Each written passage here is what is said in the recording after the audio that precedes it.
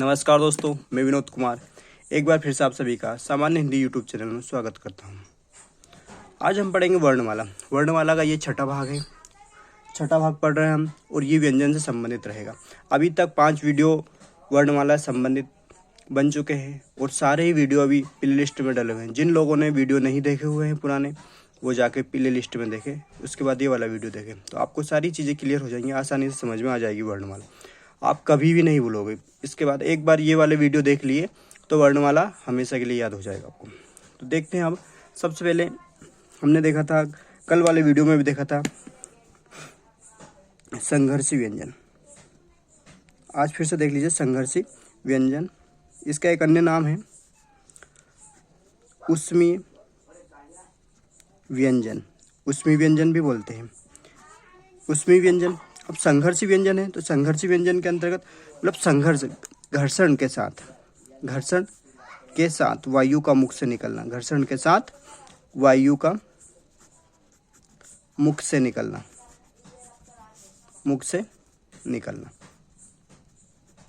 संघर्षी कहलाता है। अब ऊष्मीय है तो ऊष्मीय की परिभाषा क्या हो जाएगी कि गर्म वायु का, क्या ऊष्मीय ने गर्म वायु का मुख से निकलना। ठीक। तो हमने कल देखा था तो संघर्षी है। तो संघर्षी व्यंजन के अंतर्गत देखिए आप क्या क्या है संघर्षी के अंदर।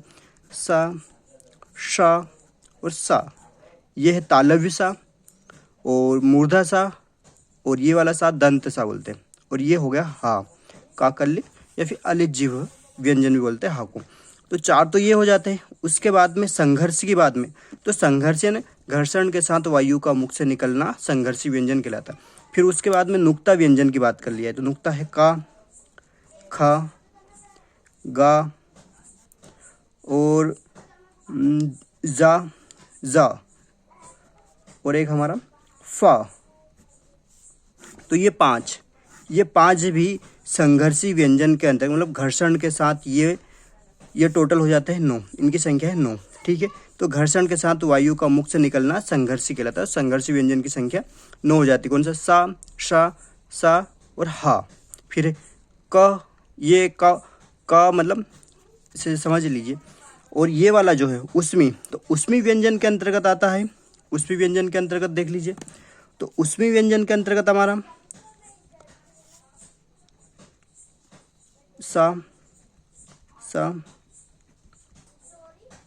ये 4 को हम ऊष्मी व्यंजन के अंतर्गत रखेंगे। ठीक है। इन 4 को ऊष्मी व्यंजन के अंतर्गत रखेंगे और इनको 4 को और 5 इनको संघर्षी व्यंजन के अंतर्गत रखेंगे। अब इन्हीं को ही जिनके नीचे नुक्ता लगा है तो इन्हें हम बोलते हैं अरबी फारसी। फा के नीचे नुक्ता, अरबी फारसी के व्यंजन बोलते हैं। अरबी फारसी के व्यंजन। तो अरबी फारसी के व्यंजन का है, खा है, गा है और जा है और एक हो गया फा। तो ये हैं अरबी फारसी के व्यंजन। अब इन्हीं का अन्य नाम देखने को मिलता है हमें। इनके कई नाम हैं, वो देख लीजिए आप। तो इनके अन्य नाम बताता हूँ। अन्य नाम में है एक तो इन्हें नुक्ता व्यंजन भी, क्या नुक्ता व्यंजन की संज्ञा दी गई। नुक्ता व्यंजन, तो नुक्ता व्यंजन की संख्या कितनी है? तो 5 है। नुक्ता व्यंजन भी इन्हें कहा जाता है। ठीक है। फिर एक है आगत व्यंजन, तो आगत व्यंजन भी इन्हें ही कहा जाता है। फिर एक और अन्य नाम देखने को मिलता है ग्रहित व्यंजन। क्या? ग्रहित व्यंजन। ठीक है। तो ग्रहित व्यंजन भी इन्हें ही कहा जाता है। तो इनके एक तो अरबी फारसी के व्यंजन है, नुक्ता व्यंजन है, आगत व्यंजन है और ग्रहित व्यंजन है। अब ये जो है तो इनके अन्य नाम देखे थे हमने। तो इनके अन्य नाम है नुक्ता व्यंजन, आगत व्यंजन, ग्रहित व्यंजन। और ये जो है ये इनके बारे में बात कर लिया है कि नुक्ता व्यंजन। तो नुक्ता व्यंजन हिंदी में कैसे आए?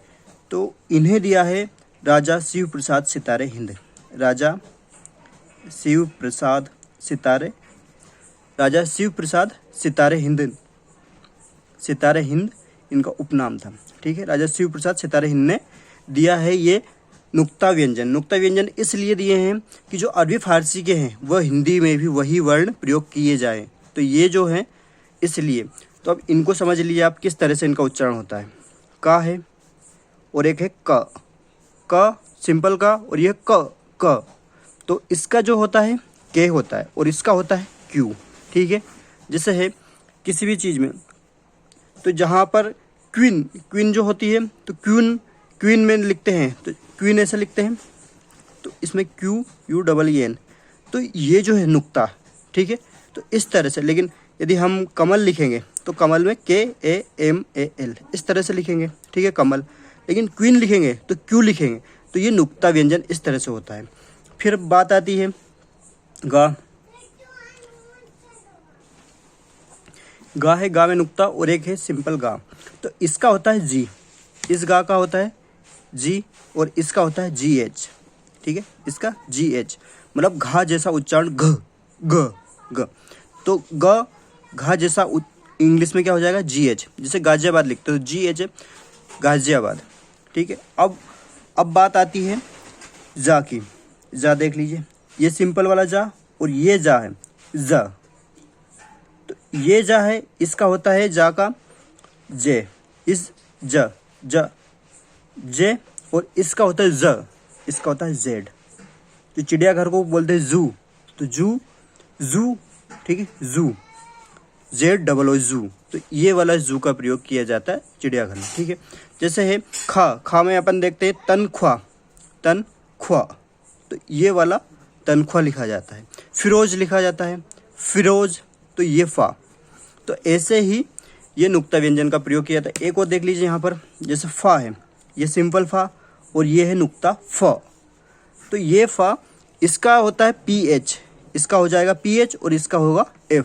ठीक है, इसका F होगा। तो अब जैसे फूल लिखेंगे, फूल, तो ये फूल होगा पुष्प से संबंधित फूल, ये वाला। लेकिन जहाँ पर नुक्ता लगा हुआ है तो वहाँ FOOL फूल। ठीक है, तो ये वाला फूल जब होगा तो इसका अर्थ होता है मूर्ख, तो ये होता है फूल यानी फूल के साथ में नुक्ता लगा हुआ है तो वो मूर्ख वाला, तो ये वाला फा। तो आप सभी को समझ में आ गया नुक्ता अरबी फारसी के किस तरह से होते हैं। ठीक है, यहाँ से हमने सारी चीज़ें आपको क्लियर हो गई होगी कि संघर्षी और उसमी व्यंजन में क्या अंतर है, उसके बाद में अरबी फारसी के व्यंजन कौन कौन से हैं। ठीक है, आपको यहाँ से सारी चीज़ें क्लियर हो गई। अब बात करते हैं हम उच्छिप्त व्यंजन की।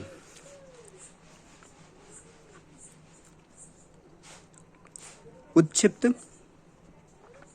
व्यंजन,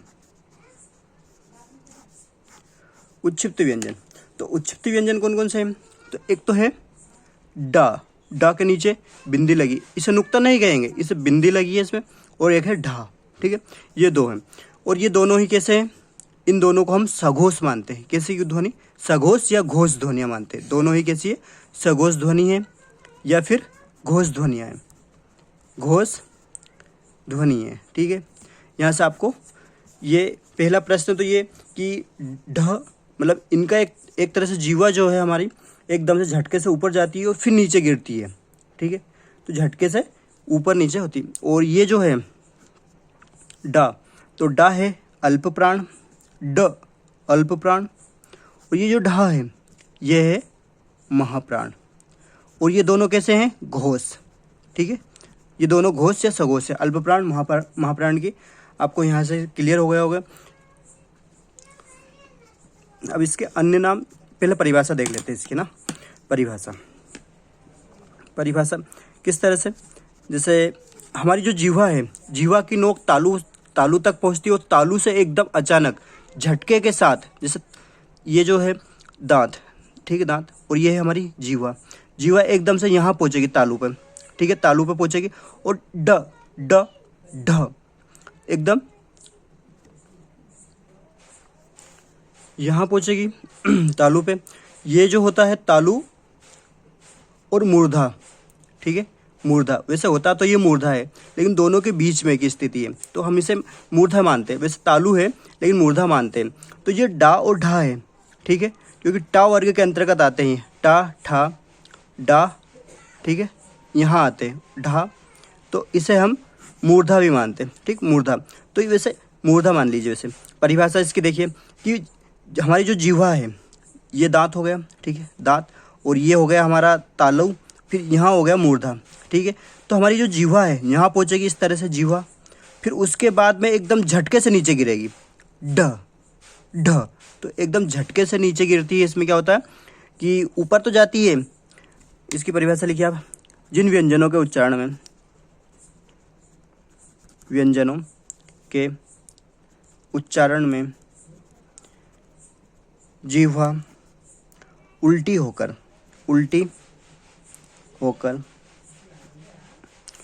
जीवा उल्टी, यानी उसकी नोक की बात हो रही है, जीवा उल्टी होकर यानी नोक, ठीक है, नोक मूर्धा को छूकर झटके से नीचे आती है,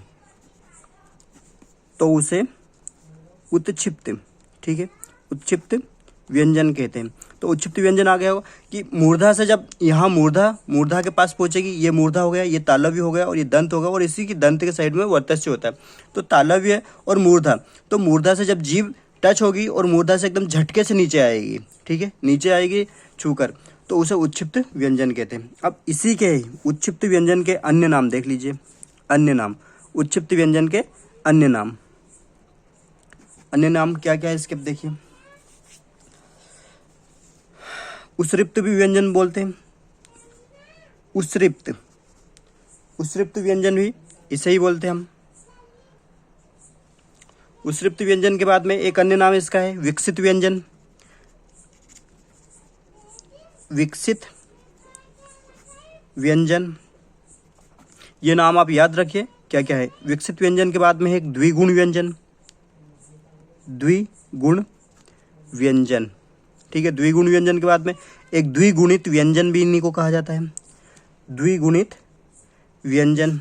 उसके बाद में अन्य नाम इसका एक और है नवीन व्यंजन भी नहीं कहते हैं, नवीन व्यंजन, और एक है ताड़नजात, ठीक है, ताड़नजात व्यंजन भी इन्हें कहा जाता है। तो इसके 7 अन्य नाम हैं, देखिए किस तरह से।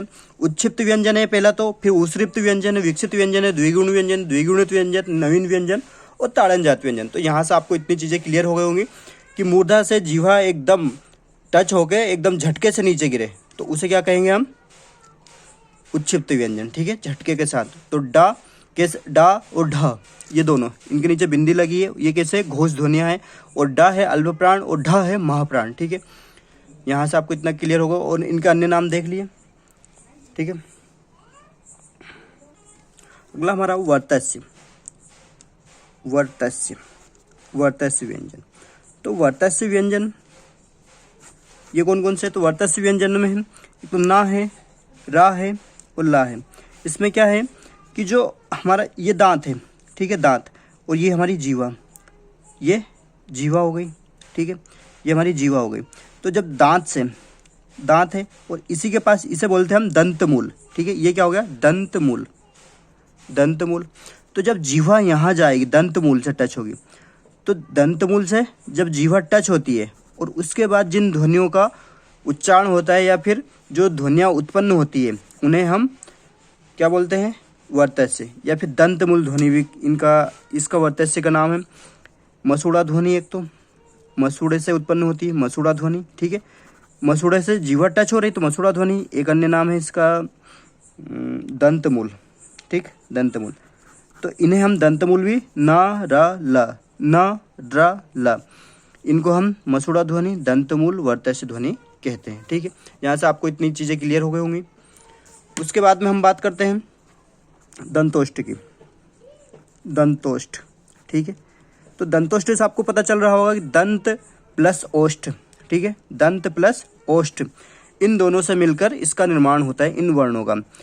तो जैसे एक वा का उच्चारण होता है दोनों को, वा, दंत प्लस ओष्ठ वा, और एक होता है फा। ये फा वो वाला है नुक्ता ध्वनि, ठीक है, वो वाला हमारा वर्णमाला, हिंदी की वर्णमाला वाला फा नहीं है, ये है नुक्ता व्यंजन है, नुक्ता व्यंजन, जिसका उच्चारण भी दंतोष्ट से होता है। ठीक है, ये 2 है दंतोष्ट में। तो आप सभी को यहाँ से इतनी चीज़ें क्लियर हो गई होंगी।